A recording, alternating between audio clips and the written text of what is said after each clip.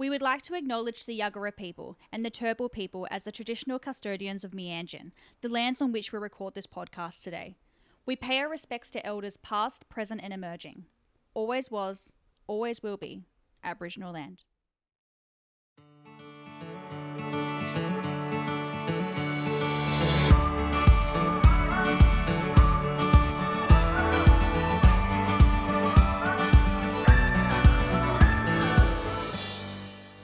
And welcome to another episode on For the Health of It podcast, a podcast made for healthcare professionals by a nurse on the inside. So my name is Jess Tully and I'm the Brand Ambassador of Healthcare Australia, but I'm also a registered nurse myself.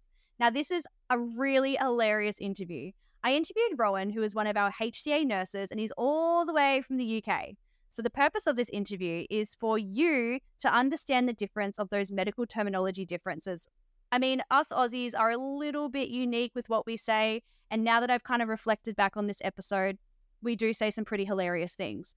But it's really important to have a listen to this so that you can kind of get ready and get adjusted to the Australian Aussie lifestyle. So I'm actually an Aussie nurse and I've been a nurse for 11 years. I worked in 5 states across Australia with Healthcare Australia as well. And I know that every single state of Australia is a little bit different. But this is just to give you a little basic understanding on the different terminology that we use. And it's actually quite hilarious. So get yourself ready for some laughs and tune into this episode because I think you're going to love it. Enjoy. So a huge welcome on For the Health of It podcast to Rowan. Welcome to the podcast, Rowan. Hi, thank you for having me. Woohoo! I'm so stoked to have you today. We have been talking nonstop for months and months trying to plan a fun episode, and I have found the perfect episode for you to do with me. Now, Rowan, obviously, the audience has just heard your accent. Whereabouts are you from? So originally I'm from Southeast London, Brixton. Worked in a hospital there for a year and a bit before moving over. Nice. So you did your nursing training and everything back in the UK? Yeah, London South Bank. Yeah, it was good. How long were you nursing for there before you decided to come to Australia? So I was an RN for a year and a half in King's College, the ED there. And before that, I was a hospital carer and in the ambulance service for a bit. And then moved over. Nice. So what made you make the decision, though, to come to Australia? Was it our amazing beaches and amazing lifestyle? Yeah, it was. Like one of my friends was over here for a year and worked as an RN, and she really enjoyed it. And then I had loads of other friends in Melbourne who were I had loads of other friends in London who were from Melbourne, and knew loads of people in Melbourne. So I knew it would be an easy transition. Wanted to try living somewhere else for a while, and I don't regret it. I still feel like I'm on holiday. It's amazing. I love that so much. I love that it was just like, oh yeah, I just know people there and it sounds cool. I'll just go to Australia. It's like, you don't have to make it like this big giant decision. It seems like it's a pretty easy decision. Run me through, I guess, the process. So you decided, all right, I want to go to Australia. I've got heaps of mates in Melbourne. What was the first step? Because obviously the whole APRA and the whole like applying for APRA to come to Australia, a lot of people freak out. How was your experience of getting your APRA registration? So I got a bit of help from HCA because I knew I wanted to work for them because I'd done a bit of research in agencies, and they helped me. They pointed me in the right direction. I think it took me about 4 months. So I got my APRA registration sorted out in London before I came, and then with a bit of help from HCA and my friend who lived over here and worked over here. And then when I came over, I just presented in the APRA office in Melbourne, and then started working for HCA as soon as I got that, because I'd got my references to HCA, and it was an easy transition, really. So good. So people aren't aware, so we have a whole dedicated international team within Healthcare Australia. So we don't do the APRA process for you, but we help you with guidance. So, it just makes the process so much easier when okay, they know what they're doing. They know how to get people over here. So you've got someone that can help you facilitate getting you over to Australia, which is really awesome. And we've got some amazing Facebook groups too, which are very, very helpful. How long did it take for you to start the APRA? Like, was it a 3-month process? Was it a 6-month process? When I got over here, it was quick because I just presented at this place and got it all sorted out. But in London, it took me about 3 months, I think, to get all the paperwork sorted out. And I just had to get my statements of service and all these admin-y stuff and kind of send them off. And yeah, I had lots of questions from the HCA team, which helped me out. Yeah, it was smooth. It was easy. I love that. Smooth. And see, we're always there to help you out. I love that. So you've got your APRA registration. You've said bye to everyone at home. You're like, catch you later. I'm going to the land down under.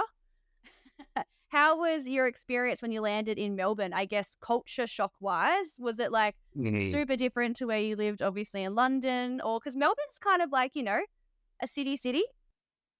Yeah. So I remember because I came over in January, so it was cold in London. It was really cold and probably dark as well. And then so I got off the plane. It was baking hot, and yeah, I remember like first couple of days. I think I went into the centre of Melbourne, and it was 40 degrees, and I didn't quite understand that that's a lot because I don't think I'd been in 40 degrees many times. And then so I went in jeans, as you do, without a bottle of water. It was a lot. It was full on. It was a bit of a wake up call. And then I found out about all the snakes and stuff, and I've still never actually seen a snake, but I was a bit twitchy about that, a bit anxious. You guys are always freaking out about the snakes. It's so funny. I've seen like maybe 4 snakes in my whole life. Like, and I'm in my 30s now, so they're not everywhere. Calm down. But I mean, there are spiders, obviously. But we'll get into that. We'll get into the scaries of Australia because that's what everyone freaks out about. So it sounds like it was a pretty okay process to get here, but then obviously the weather whacked you in the face pretty hard. That horrible heat, and Melbourne has got some wild weather changes. One day it's freezing. For me, it's freezing. It wouldn't be for you. But like one day it's freezing, one day it's like scorching hot, you're like melting. You just think it's hot all the time, do you? Yeah, and I didn't quite understand about the sun and the UV index and how you get burnt. Like, and I've been burnt. It's been a bit traumatizing because I don't know why I didn't expect it, but yeah, got burnt a lot. Yeah, I mean, look, I was at the beach yesterday and I'm pretty crispy today, and I SPF 30 all the time, guys. I wore SPF 30 yesterday. Rookie error, even from an Australian gal, and SPF 30 was not enough.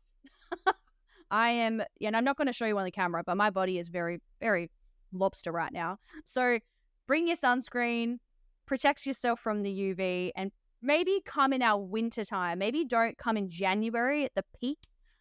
Yeah, it wasn't ideal. Didn't think it through. And you mentioned that you've never been to Brisbane, which is where I am. I think you will absolutely die here. I do not recommend coming here. Yeah. What about coming over in the winter maybe? Would I survive or melt? I think you'll still melt, but I think it'll be a little bit more bearable for you. Okay. I know a lot of UK nurses. So I've got a lot of British friends here in Australia, obviously. We have a lot of internationals that come to Australia to nurse because it is such an amazing country to nurse in. And so many of my friends are British and they're always dying. I remember one time I had a heated electric throw blanket on me because I was cold, and my friend was asking for the aircon to go on because they were so hot. And I was like, what? I was like, I literally have an electric blanket on me because I'm so cold. And he still teases me to this day, my friend. He's just like, what the hell? It's so hot. I need the aircon on. Yeah, it's different. You kind of adjust to the cold and I quite like the cold, to be honest. Yeah. Well, the cold is long gone now, Rowan. You're not going to see much of that. Now, run me through. So you've come to Australia. You're getting hit with this horrible heat. You're trying to get through all the creepy spiders and the creepy snakes. How was your experience doing your very first shift? Because you've gone from nursing in the UK and then you've come all the way to Australia and you're in this whole new environment. How was your first shift? Was that scary? Yeah, it was full on. I still remember it. and it was a rehab unit in Frankston. I thought I could get the train and then walk, and you can't really, it wasn't. And then I got there. I remember someone handing me some keys, and I was like, oh, that. And I think I said out loud, oh, thanks for the CDs, the CD keys, and they're not called that here. And it kind of went downhill from there because there's a lot of differences. The CDs. I made a lot of assumptions about that it's going to be an easy transition. They're all going to speak the same nurse language as me. No. Nah, we really don't. And that's what this episode is about. The whole purpose of this episode is for us to talk about all those different medical terminology differences, so someone can listen to this podcast and just be a little bit more prepared. They can maybe have a bit of a giggle about it, because reflecting back on what you guys say to what we say, I even have a bit of a giggle because I'm just like, God, we're weird in Australia, some of the things that we say. So we'll run through it. So you were mentioning about the keys, like the CD keys. If someone said to me, I did a video the other day about this, if someone said to me, oh, do you have the CDs? I would be like, I would actually think of a physical CD that you put like to play music. Like I would be like, what are you talking about? Well, there's a few others like that as well that kind of spun me off, threw me off. Yeah, we'll definitely go through them. So for people who don't know, CDs is DDs. We call them DDs. And I think it's because it's called the like drugs of dependence. I think that's why we call them DDs. I'm not too sure. Or the S8, S4 cupboard is what we would say in Australia. So let's go through some more lingo.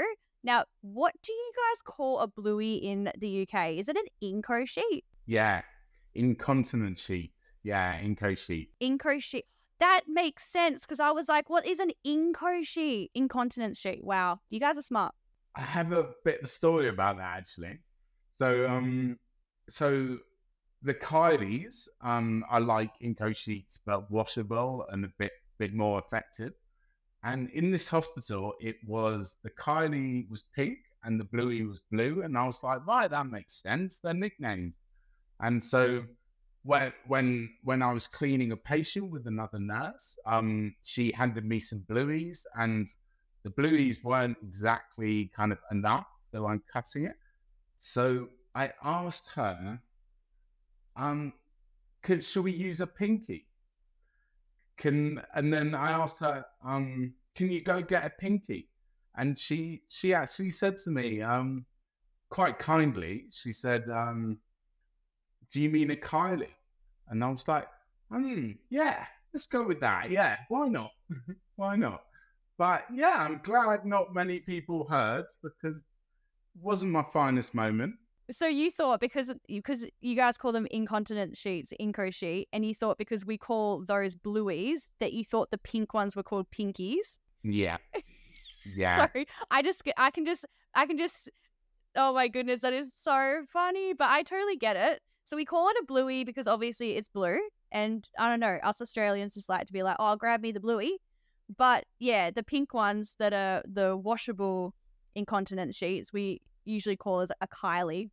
Which I don't know why. I've got no idea. If that's someone's name, no clue. But that is so funny. I've got like so many different terminology like examples written here. Now, please explain to me what an octopus is. So yeah, it's just kind of a connector which splits in 3 ways, I think. If I remember correctly, it's been quite a while. But and do you know what we call those in Australia? No, I'm a little rusty. Oh, see, I love that I asked you about an octopus and you just kind of like, yeah, like, how do you not know what that is? But to me, I'm like, an octopus for that is so strange. We call it, right? Are you ready? We call that a chook's foot. Wow. And it's because if you put it next to a chicken foot, literally with the little 3 legs, it looks like a chook's foot. That actually makes more sense than the octopus thing, definitely. Yes, because octopus, I mean, how many legs does octopus have? I don't know. They have lots of legs, right? And that doesn't make sense to me that you guys call it an octopus, but we call it a chook's foot. And it's like, it looks like a chicken foot. So I've made a video that I want to put on social media about this. And I've got a picture of your octopus, right? but next to a chook's foot. So you can see why we actually call it that is because it looks like that with the 3 little connectors. You're definitely winning on that. 5 years in Australia and you just learnt another one. Oh dear. Oh dear. I should know that. So good. We'll tag team it. Your turn. What's another funny medical terminology difference? Oh, so BM. BM. So you call it BM in the UK? Yeah, so that's blood glucose level. So blood sugars really, and we say BN. So I think I have a couple of notes actually which says BN 7.2 or something, where in Australia BN is a bit more kind of it's bowel movements. Is that correct? Yes. So if you said BM7, right, we'll think of we'll be like, oh, like what? Bristol stool chart, like what? Yeah, we would never say BM for blood glucose levels. We call it a BGL. BGL is your blood glucose levels, and it makes sense, right? Because it's like a B, a G, and an L. But blood, that would just be like bowel movements for sure. So you could get into some really funny conversations with someone if you're talking about a glucose level, but they'll think you're talking about bowels. Yeah, definitely. Like so they've opened their bowels 7.2 times. Where's the gastro stop? What are you doing? Yeah, and you'll be like 7 times, but then where's the 0.2 coming from? Like, how can you open your bowels 7.2 times? How did he calculate that? What's happening? Yeah, so funny. I've got another really funny one actually, but it's more so a Kiwi nurse from New Zealand was coming to Australia, and this isn't in every state of Australia. This is just predominantly in New South Wales, but they say between the flags, and between the flags means that in their observation chart, it means that they're stable. You know, they're within normal limits. So if you're saying someone's between the flags, it means like it's a good thing. But if they're outside of the flags, that's when you've got to escalate things. So a lot of people will write in their notes like patient's observations BTF for between the flags. And that's just like how you document within New South Wales. But this poor Kiwi nurse had come to Australia and she thought it was within the flags. So if you think about it, in her notes, she was writing WTF, not BTF. So if you think about reading notes, like patient's observations were WTF, you know, if you think about what that could mean, it sounds bad. Yeah, that's not ideal. That's not the message you want the doctor to read, really. No, because if it's WTF, we really should have escalated that. Really? All right, your turn. So, what's my next one? So I was in handover, and they were doing the handover, reading out the patients, and they said, "Oh, this patient's crook. He's really crook." And I kind of what I said was, in what way what do you mean by that? But what I actually wanted to say was, are the police with him? Why is he not in prison? Has he stolen anything? What's his background? Like, I'm not sure I'm completely comfortable with this. Yeah, it was a lot. I had to take a moment and be like, oh, you thought they were a crook as in like a criminal. You thought a crook meant a criminal. Well, that's what I thought it meant. But apparently not. Apparently, yeah. Oh, that is actually so funny because as you're telling me this, I was like, yeah, they're sick. Like, what's a word that you know, like, that is someone who's sick? And then when you said actually like a criminal, I just put 2 and 2 together. That is so funny that you would have thought that someone being unwell was them being a criminal. And then when I saw the patient, I was like, oh, he looks like he's deteriorating a bit. Like, he doesn't look like a crook. This criminal's really deteriorating here. Yeah. It was confusing. I did have to take a step back and really, really process just what's happened. Oh my goodness me. Okay, my turn. All right. You guys call them, I mean, we do say this, laxatives. Obviously, if someone's constipated, everyone uses laxatives, right? So it definitely is a word that we say in Australia, but we say aperients a lot. So have you charted the patient appearance? Has a patient had appearance? And I got no idea why we do that. I don't know why we don't just write laxative. Because to me, when someone says a laxative, the first thing that comes to my mind is like a chocolate. I don't know. Can you eat those like square chocolates that make you poo? I don't know why. That's just the first thing I think of. Like a kid's chocolate. You can give them like little chocolate things to eat to go to the toilet. And I don't know why, but that's just when you think of a laxative, that's just what I think of. But appearance, to me, my mind, I think of like Caloxil and Senna and Nulax and, lactulose and all those constipation medications. So, yeah, we don't really use laxative a lot at all. It's appearance. Did that one ever trip you up? Yeah, it did a bit, but I kind of got to a stage where I expected these things. Like I did at first, I thought, like, is this a test? Are they? And then I realized that actually, like things are called different things here. It's just the way it goes. It's got to roll today. Yeah. What's another one that you have found since being in Australia? The most difficult one for me, and I still struggle with it actually, and maybe I can ask you a question about it. Is yeah, no. Because saying yes and no in one sentence can be a little like confronting. And yeah, I definitely had to take a step back, take some deep breaths about that one, like a bit anxiety provoking because didn't know what that meant. And I was like, okay, so I do it or not, or what's happening here? That is so true. So if you're trying to escalate something to the team leader and you're like, hey, like, so do you want me to, like, I don't know, put a bolus of fluids up? And they're like, yeah, nah. Like, you'll be like, is this a yeah? Or is this a nah? I don't know why we do that. Okay. So it's like we're saying yeah because we're acknowledging what you're saying. So we're like, yeah, I'm acknowledging what you've just said, but nah, let's not do it. That's kind of how we do it. So we're like, it's like an acknowledgement factor, but then it's like, yeah, I'm acknowledging you, but nah, let's not do it. That's why we do yeah, nah. Okay. That's the easiest way that I can explain it. What about yeah, nah, yeah?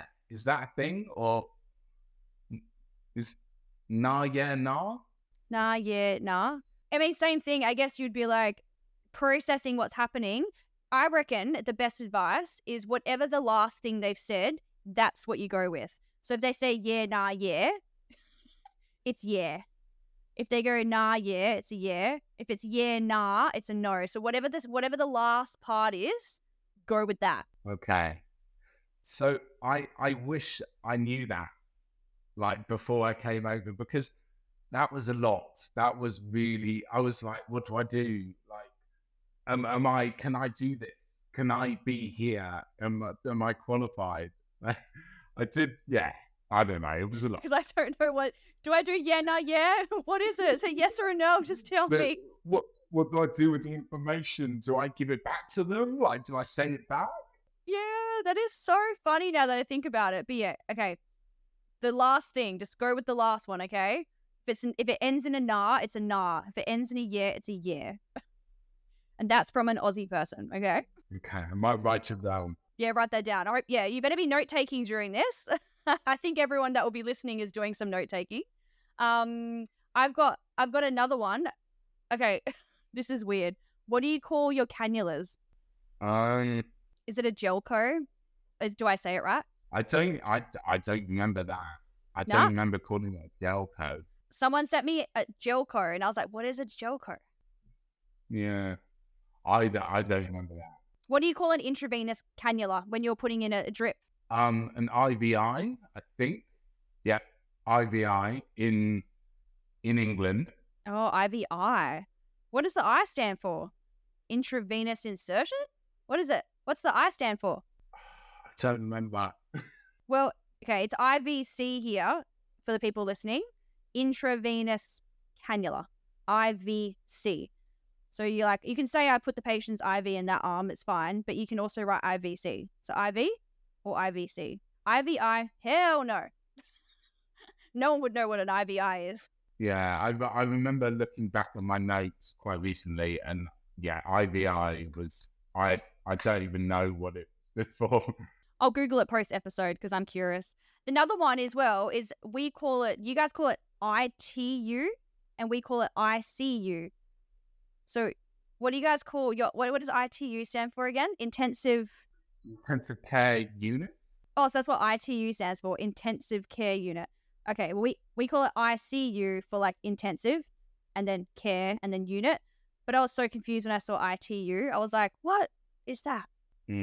Yeah, there's quite a few little things like that. I see it a lot. So if you work in ITU in the UK, you'll be working in ICU in Australia. Because that's a confusing one. And another one as well, because I work in ED a lot, but motor vehicle accident, we call it an MVA. So we'll be like incoming MVA. And you guys call it a RTA, road traffic accident. Yeah, I remember that one. Do you have any other ones you want to share? Yeah, I do. So in the UK, a thong is a type of underwear, but over here it's a sandal. So when my elderly patient asked me to find their thongs, I kind of looked at them and they were very serious about it. So I was like, maybe I don't have all the information here, but I found it quite funny. But it wasn't a time to laugh. So if I remember, I left the room and I asked another nurse, and I was just like, I think I'm out of my depth. What's going on? And then, went back in, sorted it out. I thought that was common knowledge. Is it not common knowledge that Australians call thongs like flip-flops here? Is that not common knowledge? It wasn't to me. It wasn't for me. Maybe it was. Everyone that's listening to this episode, if you're thinking of a thong, it is not a lacy little G-string style underwear. Not that thong. We call our flip-flops thongs. And every Australian has a pair of flip-flop thongs. Like Havaianas is a huge Australian brand that we love, and they're a type of thongs that we wear, and everyone's got Havaiana thongs. Like I don't know that many people that don't own a pair of Havaiana thongs. So it's very common for us to be like, oh, grab your thongs, which are flip-flops. But we would never call them a flip. To me, a flip-flop is such a funny word. Oh, I'll get my flip-flops. Thongs is quite a funny word, really. Like to an English person, it's just like, yeah. Yeah, Australians are very funny. And because I'm going to bring up two more random ones just because I'm on a roll here. Ambos. What's an ambo? Do you know what we call an ambo in Australia? An ambulance. An ambulance, yes. An ambulance. Paramedic officer, we would call an ambo. So we'll be like, oh, the ambos are here. I definitely had to take a few seconds with that one. When I first heard it, I was a bit like, but it's kind of self-explanatory.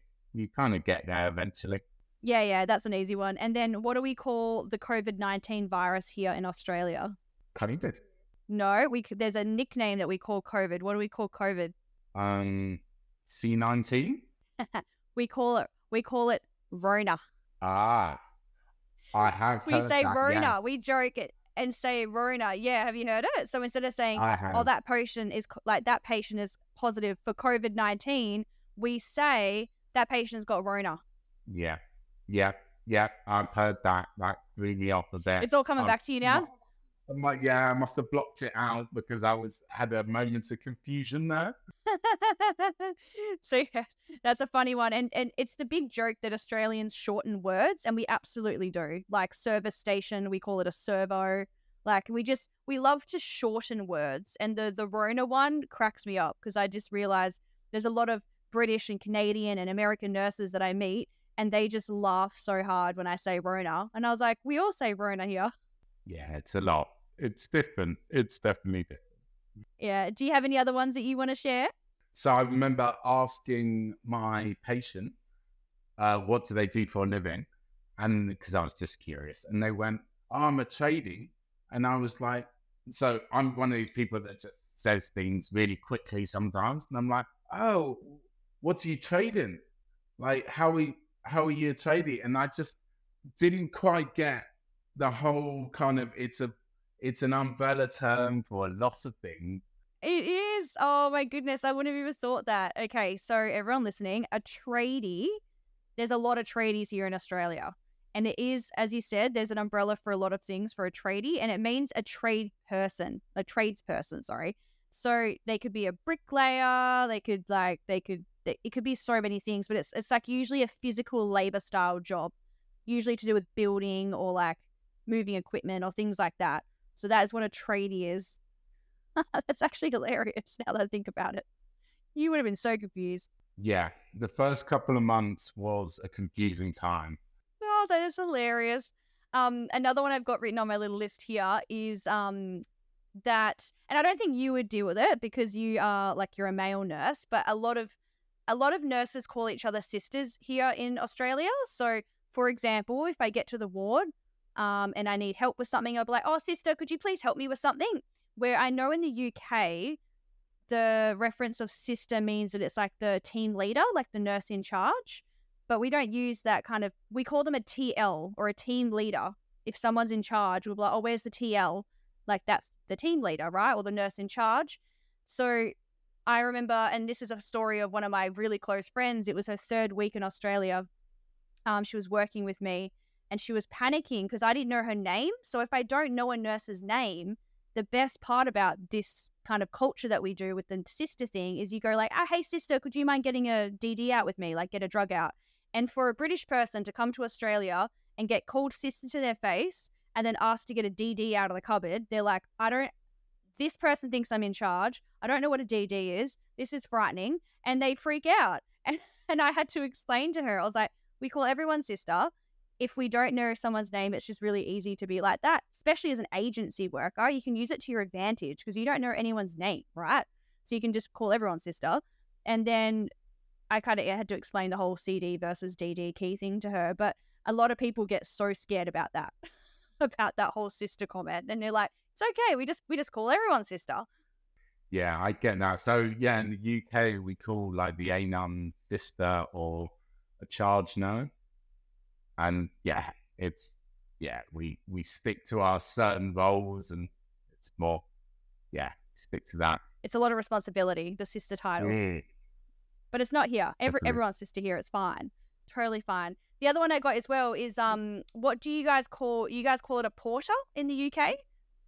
Oh yeah. Not an orderly, porter. Yeah, so someone that just pushes the trolleys and kind of picks people up for X-rays and stuff like that. And they have different terms. I think in my local hospital they call them the men sometimes. The men. Ah. Okay, so the men and porter, is that what you call them in the UK? Any other words? No, in over here they call them the men. Oh, yeah. Okay. I've not heard of that. That might be in the Yeah, so I think they might be referring to kind of the heavy lifting team or something, the manual handling team. Yeah, maybe. Yeah. Because every spot in Australia, we do call porters different things in different regions of Australia, because I've worked in 5 states of Australia now, so I've seen a difference. Most of the time we call them a wardie. So a wardie will come and help. So if you're like, "Oh, I need help with this patient to do a roll," you would call a wardie. Or if your patient's going to X-ray, you would call a wardie to take them to X-ray. But different states do call them different things. And I did a regional placement one time in New South Wales, and the person that cleans the beds and stuff, like, our cleaning team, they call them the bed bugs. They go, "Oh yeah, I've called bed bugs to come." And I'm like, "What?" And it's the people that come and clean the beds. And I was like, I've never heard that terminology before. So even I'm like, I learn all this new terminology, but like the men to be called the wardie, that must be just maybe in that regional kind of just that kind of hospital environment that they call it. But it's not like an Australian term to call a porter a men. But yeah, wardie is quite common in most parts of Australia. I've never heard wardie before. What about the term witch's hat? It's a witch's hat is, yeah, it's a thing that you put into the toilet to collect the patient's urine. Okay. From my memory anyway, I'm pretty sure that's what a witch's hat is. And that's for, like, they call it a full ward test here, but it's called a urine analysis in the UK, or a dipstick in the UK. but it's a full ward test here. Yeah, no, we don't call it full. So if you put a witch's hat in the toilet to collect someone's urine, so say it's an elderly patient and they might not be very good at trying to wee into the cup, but you really need a sample because you want to try and get the freshest sample. So obviously in the cup is the best, but you would put a witch's hat into the toilet, or a bedpan, whatever's in the hospital. It basically is a bedpan. And then they can pee into that, and then you can kind of get your dipsticks and do a urinalysis, or you can send it off for an MSU, which is a midstream urine sample. So MSU or a urinalysis is kind of what you guys would call like a full ward test back in the UK. MSU or a UA, we call it. I had to think about that, the witch's hat, because I would know what a witch's hat is, but I just put a pan in there. I just chuck one in there. Like, there you go. Pee in that. Fair enough. Do what you got to do, hey? Yeah, exactly. Exactly. Yeah, exactly. Any other ones that are coming to your mind? Well, Sanger, that threw me off. I didn't quite know what a Sanger was, which is quite basic, really. Yeah. And then there's a few more. We need to explain what a Sanger is. What is a Sanger? The people are listening. They're going to be like, what the hell's a Sanger? Explain, Rowan. Good point. So a Sanger is a sandwich. It is. So instead of saying, would you like a cup of tea and a sandwich, we say, do you want a tea and a Sanger? And then, so for paracetamol, they say Panadol here, and everyone calls it Panadol. And OxyContin is Endone. So some of the meds are just called by the brand names. Brand medication name, so that's to be mindful of that.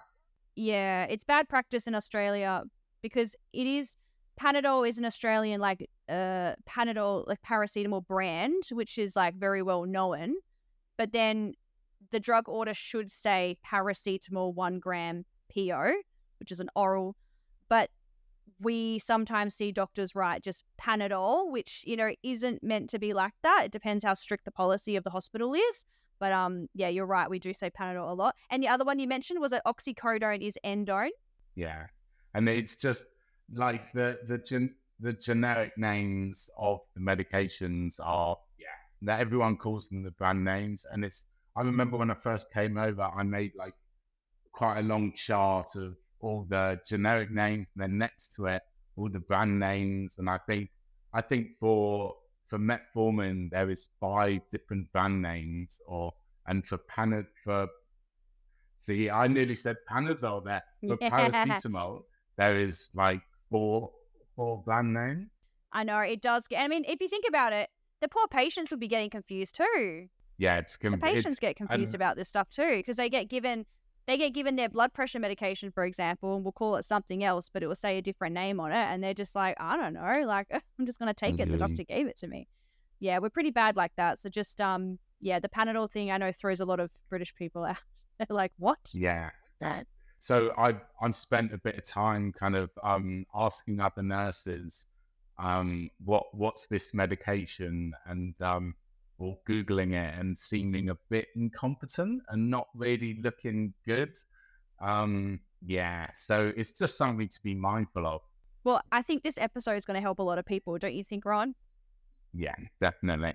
What's your biggest piece of advice you'd want to give them when coming to Australia? Because I feel like we've covered so much that at least someone would listen to this episode and be a bit more prepared in terms of like our slang, our medical terminology. But what advice do you think, or what would have loved to be told before you came to Australia so you didn't get such a shock? The brand name medication and the generic name, definitely that one. Like learning that Panadol and Endone used a lot, and there's loads of slight differences. And doesn't mean it's not a test. You don't need to panic.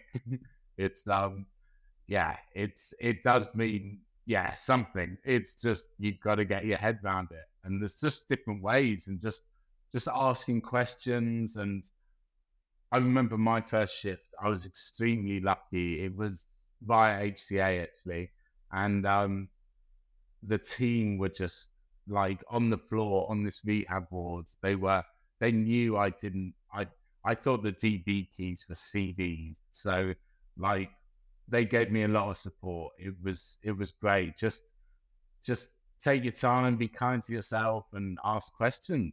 Yeah, it'll all come together for sure. And then also, what do you do on your time off, Rowan? I mean, we're talking about the work style here and like what it's like, but it sounds stressful, but it's not, guys. You'll pick it up quick. And there's all these amazing things you can do outside of work, like traveling, going to the beach. What's your highlight of moving to Australia? Oh, wow. Okay. So one of my main things since the beginning has been playing beach volleyball on St Kilda Beach in Melbourne.